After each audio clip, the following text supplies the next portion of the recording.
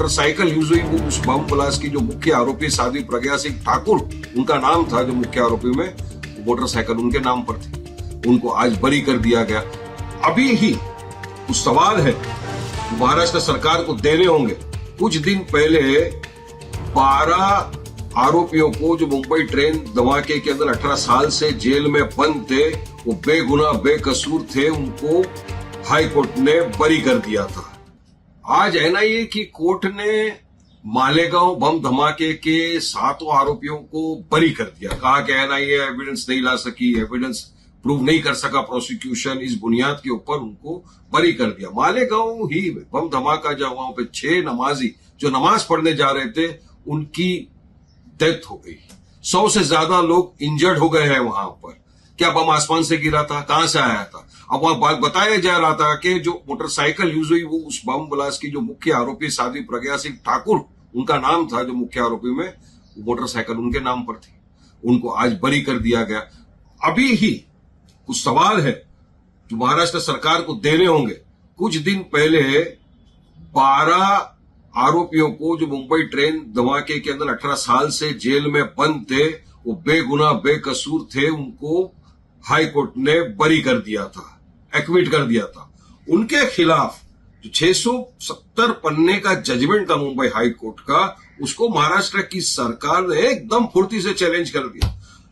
सीधा जजमेंट लिए supreme court में चले गए इमीडिएटली और वहां पर स्टे ले लिया। सुप्रीम कोर्ट ने कहा कि ये जो बाहर है इनको वापस जेल में डालने की जरूरत नहीं है, अभी सुप्रीम कोर्ट के अंदर सुनवाई के लिए मैटर पेंडिंग है। तो मेरा ये पूछना है महाराष्ट्र सरकार से, देवेंद्र फडणवीस जी से, कि क्या आप इसी फुर्ती के साथ ये जो एक्विट हुआ है आज मालेगांव बम धमाके के आरोपी इनके खिलाफ भी, क्या आप जाएंगे? जाना चाहिए आपको इमीडिएटली। इसी केस के अंदर जो प्रोसिक्यूटर थी रोहिणी सेलियन मैडम, उनका बयान है, उन्होंने कहा था कि मुझे एनआईए ने कहा था कि इस मैटर में आप सो जाइए, इसकी छानबीन कौन करेगा। इसी केस के अंदर जो एटीएस के चीफ थे हेमंत करकरे उस वक्त के, जिनको 26/11 के समय आतंकवादियों ने मार दिया, जो शहीद हो गए थे, उनके बारे में साध्वी प्रज्ञा ने कहा था कि मेरा श्राप लगा उनको, मैंने श्राप दिया हेमंत करकरे जी को, हमारे बहादुर सिपाही हेमंत करकरे का अपमान किया गया था उस वक्त। तो ये सब चीजें सरकार को देखेंगे, नहीं देखेंगे सरकार इस बात को भी। अब अकाउंटेबिलिटी किस पे फिक्स करेंगे? ये जो 6 लोगों की जानें चले गई, 100 से ज्यादा लोग इंजर्ड हो चुके, ये कहां से है? ये क्या जमीन से बम निकला था, आसमान से बम गिरा था? इसकी पूरी जांच पड़ताल होनी चाहिए, इंक्वायरी होनी चाहिए। महाराष्ट्र सरकार को इमीडिएटली अपील फाइल करना चाहिए और इनको फिर से सलाखों के पीछे डालना चाहिए।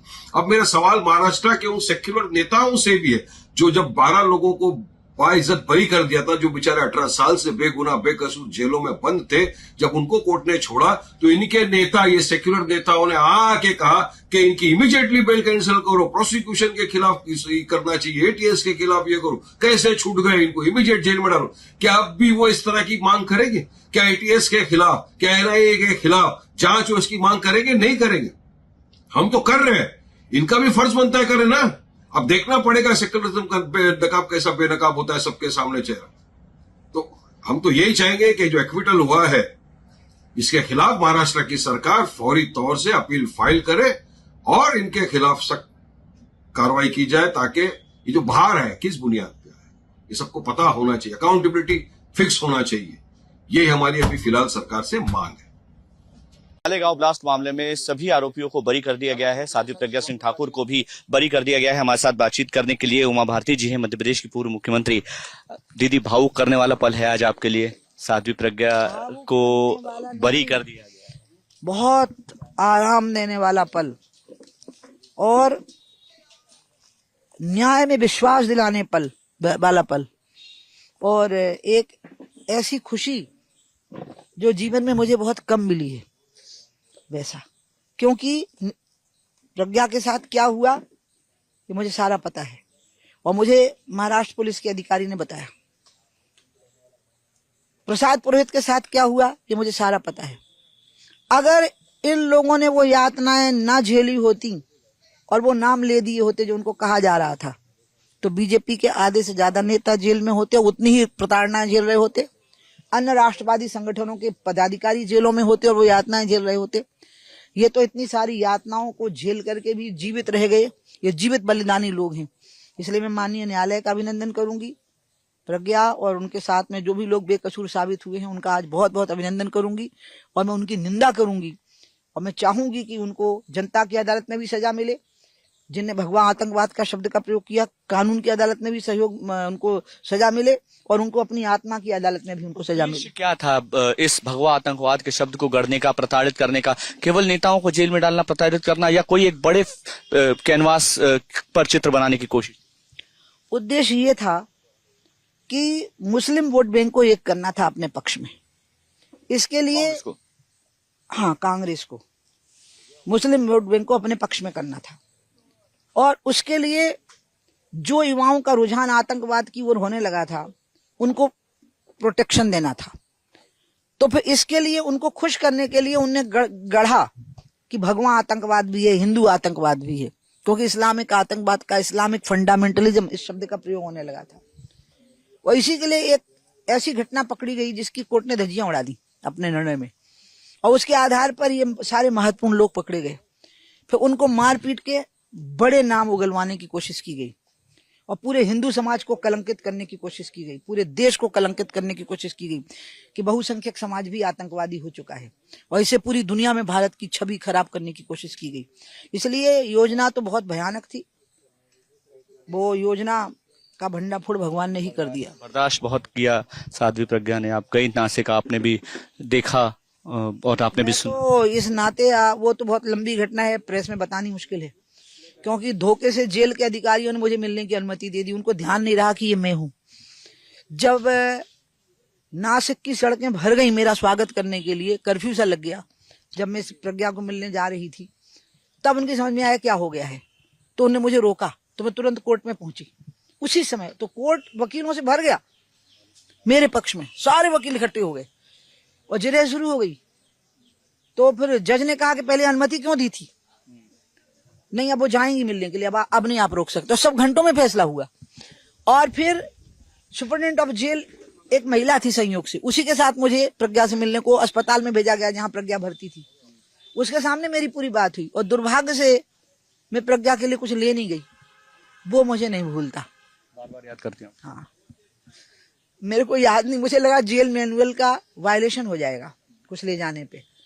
मुझे नहीं पता था कि वो क्या तैयारी किए हुए है। तो एक नारियल, एक शाल और एक माला मेरे लिए रखी थी, वो उसे मेरे गले में डाली और जब मैं रोई, भीषण शब्द का प्रयोग करूंगी, मतलब उसके कंधे भीग गए थे मेरे आंसुओं से और वो मुझे थपथपाती रही। मेरे से छोटी है लेकिन उस दिन मुझे वो जगत जननी लगी, दुर्गा लगी। और उसने मुझे कहा, मुझे देखो ध्यान से, मैं दुखी लगती हूँ क्या? तो मैंने कहा, जो मैंने सुना था वो हुआ है ना तुम्हारे साथ? बोली, उससे बुरा हुआ है। मैंने कहा, फिर भी तुम जीवित रह गई हो, मैं तुम्हें प्रणाम करती हूँ। उसने मुझे कहा था उस समय कि मेरे गुरु अवधेशानंद जी को, सभी संगठनों को, राष्ट्रवादी संगठनों को और देशवासियों को, हिंदुओं को सूचना दीजिए कि प्रज्ञा मर जाएगी लेकिन हिंदू समाज को कलंकित नहीं होने देगी। आप तो पल को याद करके अभी भी रो? हाँ, आज भी सुबह से, तभी तो आप लोगों से मिलने से बच रही थी, क्योंकि उस समय बहुत रोती अगर आप उस समय आ पाते तो। अभी साध्वी प्रज्ञा से जब आप मिली वहां पर, तो क्या प्रताड़ना है, किस तरह की आपकी चर्चा? वो मैं नहीं बता सकती क्योंकि वो इतनी भीषण है। अब जैसे आप बैठे हो, आपको कहा गया बैठो कुर्सी पर, कुर्सी है ही नहीं वहां, कुर्सी खींच दी गई है, आप नीचे गिरते हैं और ऐसा रोज सैकड़ों बार हो रहा है। फिर आपके गाल पे थप्पड़ मारे जा रहे हैं, 100 थप्पड़ मारे जा रहे हैं एक साथ। मतलब इस प्रकार की यातनाएं, उसकी कितनी सर्जरियां हुई आपको पता ही नहीं। और उन यातनाओं से उसकी हड्डी हड्डी टूट चुकी है, वो चलने फिरने लायक कैसे हुई है।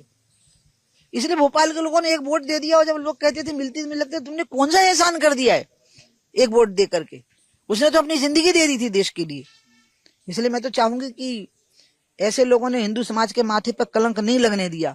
ये तो हिंदू समाज के माथे के चंदन है, इनकी तो दीपक से हमें आरती उतारनी चाहिए उनकी। भगवा आतंकवाद शब्द गढ़ा, चाहे वो दिग्विजय सिंह हो, पी चिदम्बरम हो, जनता को भी देनी चाहिए। कोई अदालत में जाए तो अदालत को देनी चाहिए, इनकी पार्टियों को देनी चाहिए। इनकी पार्टियों को देश से माफी मांगनी चाहिए। इनने देश का बंटवारा करवाया धर्म के नाम पर, इनने धर्म के नाम पे हजारों सिखों को भून दिया।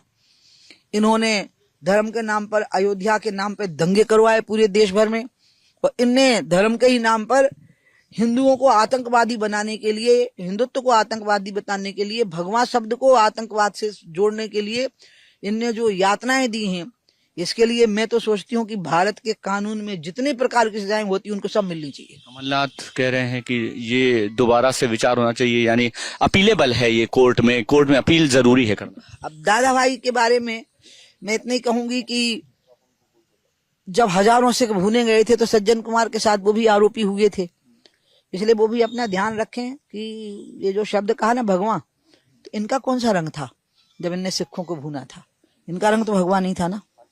तो कम से कम जो ये लोग इस प्रकार के अपराधी हैं, ये अपना मुंह ही बंद रखें तो अच्छा है।